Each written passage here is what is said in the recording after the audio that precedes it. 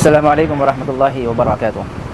بسم اللہ الرحمن الرحیم وبہ نستعین اما بعد۔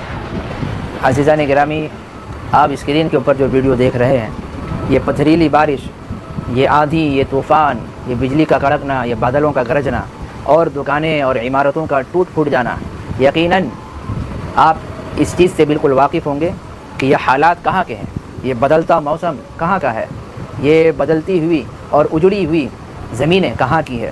آپ جانتے ہیں کہ یہ دبئی کا ایک ریگستانی علاقہ ہے۔ ویسے ہی دبئی کے اندر اللہ تبارک و تعالی اپنی قدرت کا اظہار فرماتے رہتے ہیں۔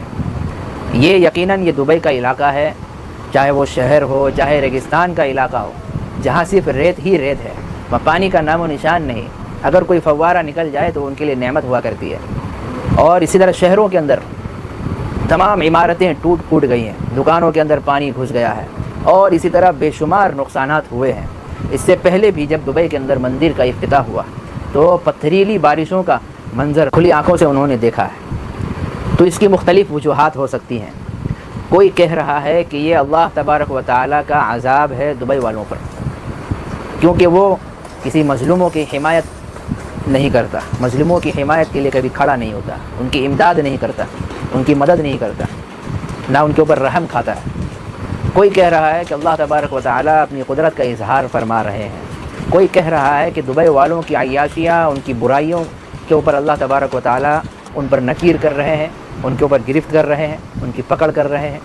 کوئی کہہ رہا ہے اللہ تبارک و تعالیٰ دبئی والوں کے جو کام کاج ہے، موج مستی، دین اسلام سے دوری، غفلتی، اس کے اوپر متنبہ کر رہے ہیں۔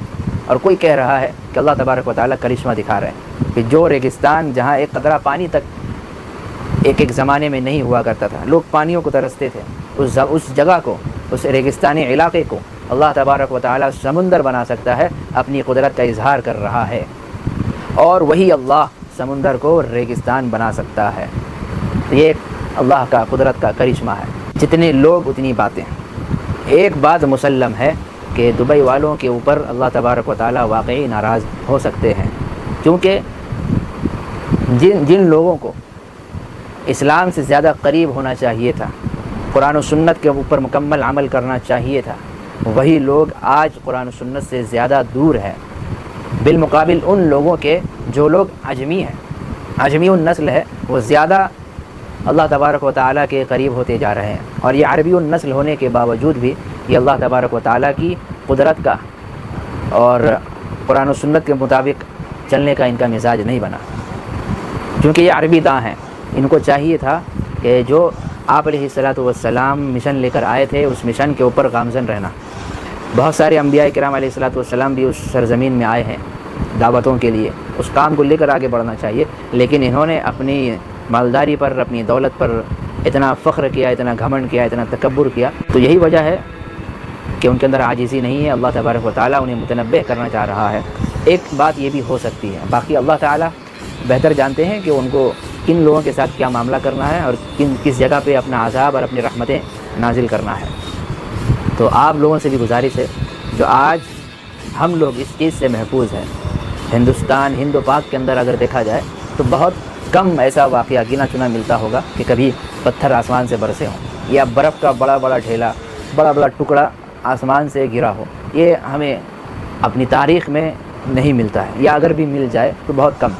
لیکن ہمیں بھی اس سے عبرت لینا ہے، سبق لینا ہے کہ اگر ہم اپنے گناہوں کے دلدلوں میں ڈوبے رہیں گے تو ہو سکتا ہے کہ جو پتھر وہاں برس رہے ہیں وہ پتھر ہمارے اوپر بھی برسنا شروع ہو جائے۔ اللہ تبارک و تعالی ہم سب کی حفاظت کرے، اور اس ویڈیو کو زیادہ سے زیادہ شیئر کیجیے تاکہ تمام لوگوں تک ایک اچھی بات پہنچ جائے اور وہ اس کے اوپر عمل کرنے والے بن جائے، اور آپ کو بھی قیامت تک ثواب ملتا رہے۔ وما علینا الا البلاغ۔